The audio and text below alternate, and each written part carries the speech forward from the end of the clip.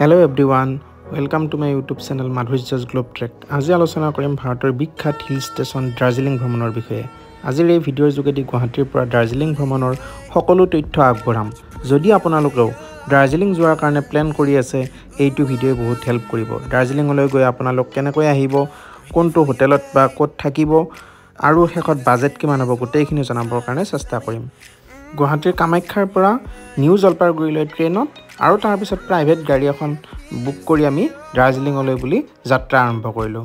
গোটেই ৰাস্তাটো ৭৫ কিলোমিটাৰ দূৰত্বৰ গোটেই ৰাস্তাটোৱেই ইমান মনোমোহা দৃশ্য, আপুনি কাঞ্চনজংঘাৰ ভিউ চাব পাৰিব আৰু গোটেই পাহাৰ পৰ্বত একা বেকা পথৰ মাজেৰে আমি যাত্ৰাবিলাক আমাৰ হৈ থাকিলে আৰু ৰাস্তাত আমি অকণমান চাহ খাবৰ কাৰণে ৰখিলোঁ, এখন হোটেলত ৰখিলোঁ আৰু তাত এই মৰম লগা মেকুৰী এজনী দেখিলোঁ।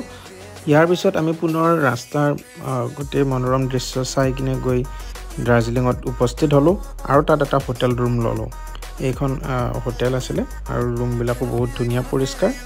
আৰু তাৰ পৰা ওলাই গৈ কিনে আমি অলপমান লাঞ্চ কৰিলোঁ আৰু তাৰ পৰা আহি থাকোঁতে পাৰ থাকিবৰ কাৰণে এই ঘৰটো সাজি দিয়া দেখিলোঁ, দেখি ভাল লাগিলে। প্ৰথমে আমি উপস্থিত হ'লোঁ ঘুম ষ্টেচন, বিশ্বৰ অন্যতম ঐতিহাসিক আৰু সাংস্কৃতিক সম্পদ দাৰ্জিলিঙৰ toy train, UNESCO world heritage site হিচাপে স্বীকৃতি লাভ কৰা এই ৰেলযাত্ৰাত আপোনালোকে দাৰ্জিলিং আৰু ঘুমৰ মাজত 14 কিলোমিটাৰ দূৰত্বত বাটাচিয়া লুপ আৰু ঘুম ষ্টেচন দৰ্শন কৰিব পাৰিব। বাটাচিয়া লুপত 10 মিনিটৰ কাৰণে ট্ৰেইনখন ৰখায় আৰু তাত সেই সময়ত যিটো যুদ্ধ স্মাৰক আছিলে সেইবিলাক আপোনালোকে চাব পাৰিব। আৰু এয়া হৈছে পৃথিৱী বিখ্যাত ষ্ট্ৰীম ইঞ্জিন, যাৰ কাৰণে দাৰ্জিলিং বিখ্যাত। ইয়াৰ পিছত আমি বাটাচিয়া লুপলৈকে যাম। বাটাচিয়া লুপটো এটা আচলতে স্বাধীনতা আন্দোলনৰ সময়ত যিবিলাক শ্বহীদ হোৱা গোৰ্খাসকলৰ কাৰণে উৎসৰ্গিত স্মৃতিসৌধ হয়।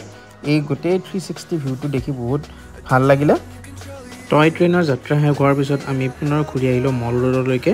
এয়া মল ৰোডৰ দৃশ্য বহুত ধুনীয়া আৰু এই গোটেই মল ৰোডতে আপোনালোকে শ্বপিং কৰিব পাৰে, খাব পাৰে। লগতে যিহেতু এতিয়া চাৰ্চ মেলা চলি আছিলে উইণ্টাৰত, গতিকে আমি তাতো চাব গ'লোঁ। বিভিন্ন আৰ্টিষ্টবিলাক আহিছিলে, গায়ক আহিছিলে আৰু বিভিন্ন তেওঁলোকৰ গান বাজি আছিলে। লগতে তাতে বিভিন্ন মেলা অনুষ্ঠিত হৈছে। ইয়াৰ পিছতে আমি ৰুমলৈ আহিলোঁ আৰু ডিনাৰ কৰি শুই গ'লোঁ আৰু পিছদিনা ৰাতিপুৱা 4 বজাতে ৰেডি হৈ গ'লোঁ টাইগাৰ হিলৰ ছানৰাইজ চাবলৈ। এই টাইগাৰ হিল ভাৰতবৰ্ষৰ ভিতৰতে অন্যতম ছানৰাইজ ভিউ পইণ্ট হিচাপে গণ্য কৰা হয়।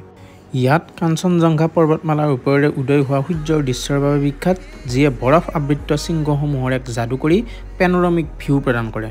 তলৰ পৰা ওপৰলৈ যাওঁতে অলপ কষ্ট হয় যদিও এই মনোমোহা দৃশ্যৰ আগত সেইবিলাক পাহৰি যোৱা যায়। ইয়াৰ পিছত আমি পেচক টি গাৰ্ডেনলৈ গ'লোঁ।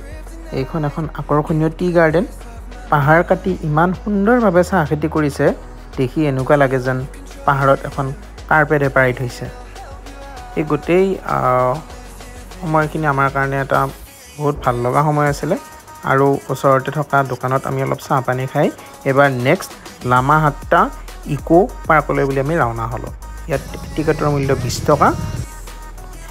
এইটো এটা পপুলাৰ টুৰিষ্ট স্পট হয়, যি শাৰী শাৰীকৈ থকা পাইন গছৰ কাৰণে বিখ্যাত। লগতে ছিজনেল ফুলে পৰিৱেশটো আৰু মনোমোহা কৰি ৰাখিছে। এয়া আপোনালোকে দেখিব পাৰিছে, ধুনীয়া ধুনীয়াকৈ পাইন গছবোৰ শাৰী পাতিকৈ আছে। তাৰপিছত আমি ৰাওনা হ'লোঁ পিছ পাগোডা চাবলৈ। এই বুদ্ধিষ্ট টেম্পলটো এটা সুন্দৰ প্ৰাকৃতিক পৰিৱেশৰ মাজত অৱস্থিত আৰু ট্ৰেডিশ্যনেল মন্দিৰৰ লগতে বুদ্ধ ধৰ্মাৱলম্বী লোকৰ শান্তি আৰু ঐক্যৰ প্ৰতীক। ইয়াৰ পিছত আমি ৰুমলৈ গ'লোঁ আৰু তৃতীয় তথা অন্তিম দিনাখন ঘুম মনেষ্ট্ৰী দৰ্শন কৰিলোঁ। ইয়াত বহুত ভাল লাগিলে। তাৰপিছত আমি আৰু এটা মনেষ্ট্ৰী, ডলি মনেষ্ট্ৰী বুলি কয়, এইটো এটা বহুত ডাঙৰ মনেষ্ট্ৰী হয়। এইটো এটা আধ্যাত্মিক পৰিৱেশেৰে আৱৰি থকা মনেষ্ট্ৰী হয়, কিন্তু ইয়াত কিবা কিবি বিউটিফিকেশ্যনৰ কাম চলি আছে। ইয়াৰ পিছত আমি গ'লোঁ দাৰ্জিলিং জুলৈ। ইয়াৰ অফিচিয়েল নাম Padmaja Naidu Himalayan geological park আৰু এইটো ৰঙা পাণ্ডাৰ কাৰণে বিখ্যাত। আৰু ইয়াত এটা বহুত আমোদজনক কথা দেখিলোঁ, পাণ্ডাৰ কাৰণে ইয়াতে ডাইট চাৰ্ট দিয়া আছে।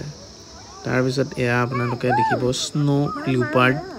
ইয়াত বিভিন্ন ধৰণৰ জীৱ জন্তু আছে আৰু বহুত পৰিষ্কাৰ হয়। তাৰপিছত আমি গ'লোঁ হিমালয়ান মাউণ্টেইনাৰিং ইনষ্টিটিউট, য'ত নেকি পৰ্বতাৰোহণ এইবিলাক শিকোৱা হয় বা আগৰ এইবিলাক টেনজিং নৰ্গেৰ এইবিলাক আছে, স্মৃতিসৌধ ইয়াতে আছে। ইয়াতেই শুনামতে ইয়াতেই তেওঁক থৈছিলে আৰু বিভিন্ন এক্টিভিটিছবিলাক আছে। আপোনালোকে ওপৰতে ৰছীৰে এনেকৈ খেলবিলাক খেলিব পাৰে, সৰু বাচ্ছাই হওক বা ডাঙৰ সকলোৰে কাৰণে ইয়াত মনোৰঞ্জনৰ কাৰণে বিভিন্ন ধৰণৰ খেলা ধূলা ইয়াত কৰিব পাৰিব। এই সকলোবিলাক আমি উপভোগ কৰি তাৰ পৰা ওলাই আহিলোঁ। সঁচাকৈ এটা বহুত ভাল লগা দৃশ্য আছিলে।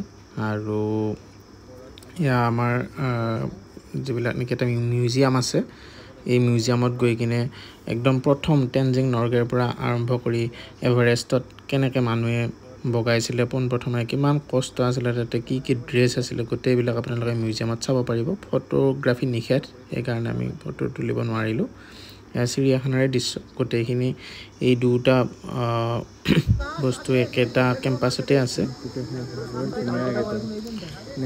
বহুত ভালকৈ ৰাখিছে জীৱ জন্তুবিলাকক আৰু ভাল লাগে যেতিয়া এটা পৰিষ্কাৰ পৰিচ্ছন্ন পৰিৱেশৰ মাজত এনেকৈ জীৱ জন্তু হওক চৰাই চিৰিকটি হওক এইবিলাক থাকিব পাৰে আমাৰ গুৱাহাটীত আপুনি যদি চিৰিয়াখানালৈ যায় চাব যে গোন্ধতে আপুনি যাবৰ কাৰণে দিগদাৰ হৈ যায় আজিকালি অৱশ্যে আগতকৈ বহুতখিনি পৰিষ্কাৰ হৈছে আৰু হয়তো পৰিৱেশৰো কথা আছে জলবায়ুটোৰ কথা আছে এয়া আপোনালোকে উপভোগ কৰিব পাৰিব এইবিলাক কেনেকৈ বহুত ধুনীয়াকৈ আপোনালোকৰ ৰাখিছে জীৱ জন্তুবিলাক আৰু ইহঁতেও মানুহক কামত দিয়ে চেলফি ল'ব খুজিলে বা এইবিলাক কৰিব খুজিলে এটা পজ দিয়ে ফটোৰ কাৰণে তাৰপিছত আমি গোটেই আমাৰ যাত্ৰা শেষ কৰি আমি ঘৰলৈ উভতি আহোঁ আকৌ এখন গাড়ী ভাড়া কৰি আমি শিলিগুৰিলৈ আহোঁ আৰু শিলিগুৰিৰ পিছত আমি পুনৰ ট্ৰেইনেৰে আমি ঘৰলৈ উভতি আহোঁ ধন্যবাদ ভিডিঅ'টি ভাল পালে এটা লাইক কৰি দিব আৰু যদি মোৰ আগৰ ভিডিঅ'বিলাক চাব খোজে মোৰ চেনেলটিত গৈ কিনে চাব পাৰে